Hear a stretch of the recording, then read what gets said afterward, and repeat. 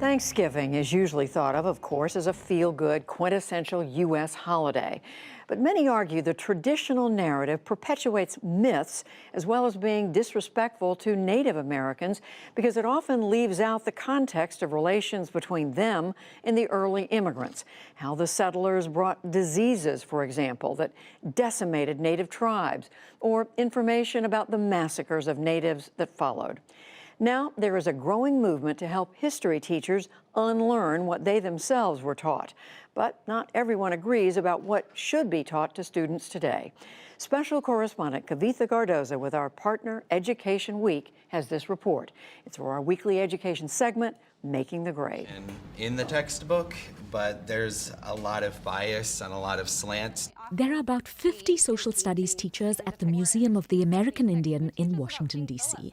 They're learning how to teach the first Thanksgiving in a way that's true to actual events and respectful of Native cultures. For example, Pilgrims weren't the first settlers in the U.S. Native Americans had celebrated fall harvest feasts for years already, and they had a sophisticated society. Teacher Diane Wright says she was taught the opposite in school. It was very much with a white focus and white presentation, and European colonialism. Renee Goki is a member of the Shawnee tribe and runs the workshop. And we know that the stories are either inaccurate, they're incomplete, and they almost never tell a Native perspective. At the museum, teachers learn about the Thanksgiving story in context. All of these federal policies, assimilation, the Dawes Act, American Indian removal under Jacksonian policy, these affected my people, my community personally. And they see how the connections are still being felt today. Educator Deirdre Blake says textbooks often refer to American Indians in the past. When you tell them that Native people are still here in America, they're like, oh, we didn't know that. Here, teachers listen to first-person stories, analyze historical photos, and learn about traditional Native foods. Karen Brown is an arts educator. She says making Thanksgiving crafts like dreamcatchers or headbands with feathers is outdated and inappropriate. My colleague is Shawnee, and she taught me that feathers are very sacred. She was given one feather by her elder, and she keeps it and brings it out for special ceremonies. It completely changed the way I relate to feathers.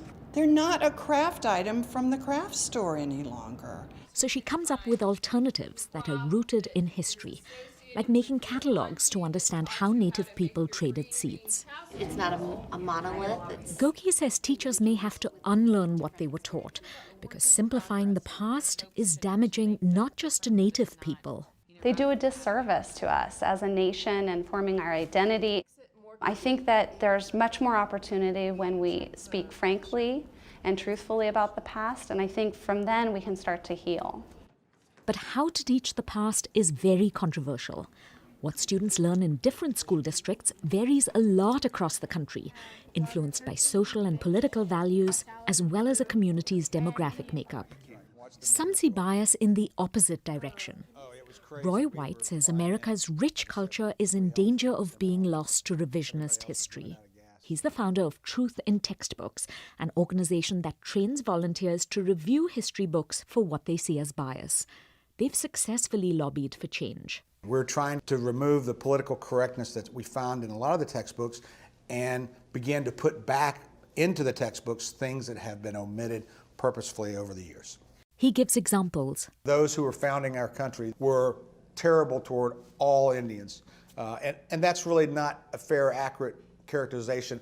When you talk about World War II and what you emphasize is Japanese internment camps or the moral dilemmas of dropping the atom bomb. When you talk about the falling of the Berlin Wall and all you talk about is Gorbachev and you never talk about Reagan. So there was a constant berating of America, and suddenly now you as a student says, well, I'm not proud of America anymore. I mean, why would I want to be proud of those kinds of things? White believes history textbooks should emphasize American exceptionalism and the country's roots as a Christian nation. Eric Shedd teaches history teachers at Harvard University. He says understanding the past is all about narratives or stories that help us make sense of the present. Narratives are fundamentally important to us as a society in terms of they're what binds us together. Shed believes including the difficult parts of history teaches children empathy and citizenship. All civic issues are rooted in history, right? We just didn't have sort of issues today around immigration, economic policy, women's rights. Those very important issues today are fundamentally rooted in the past. In Colorado Springs at Fremont Elementary School, Rebecca Doherty's third graders have started a week-long unit on Thanksgiving. So are you guys ready to have your mind blown? Yes. Yeah. So if you guys can take one thing away from social studies in third grade, I want you to take away the Pilgrims overtook the Native Americans and took everything that they had worked so hard for. Dorothy herself graduated college still believing in the Thanksgiving myth, so she's determined to teach her students the truth.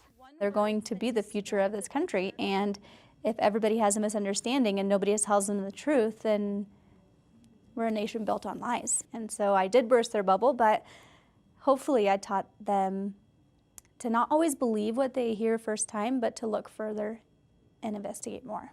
If Native Americans and Pilgrims did not get along, then why do these pictures show that they did? Students analyze how Thanksgiving has changed over time.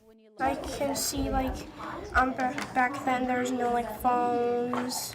Oh, and this picture has a phone. Yeah, there's tons of phones I see. Joan Jahelka oversees social studies for almost 30,000 students in this district. The way we taught social studies was very much about how do we win on the game of Jeopardy. So a lot of dates, a lot of names. Yes, very much a stereotypical history class. Now she says they've moved away from history textbooks to teaching students to become historians. When students rely fully on a textbook, somebody else has done the thinking for them. Whereas when students interact with primary sources, they're really learning about those sources and how they're significant in understanding our story as Americans. She says it helps students learn to ask questions, research information, and analyze materials. Life skills. And I want you to talk about what from this picture puzzles you or confuses you or you don't get. Eric Shedd, the Harvard professor, says when students learn about our country's problematic past, it makes the stories of our achievements more powerful. It's really that conversation between our ideals and our reality, that striving to meet these wonderful goals that we were founded on is really, I think, what makes America truly an amazing place. So I do think that there's a tendency to be either overly critical or blindingly patriotic, and I really think we would move ourselves tremendously forward if we could do both together side by side. For the PBS NewsHour and Education Week, I'm Kavitha Cardoza in Colorado Springs, Colorado.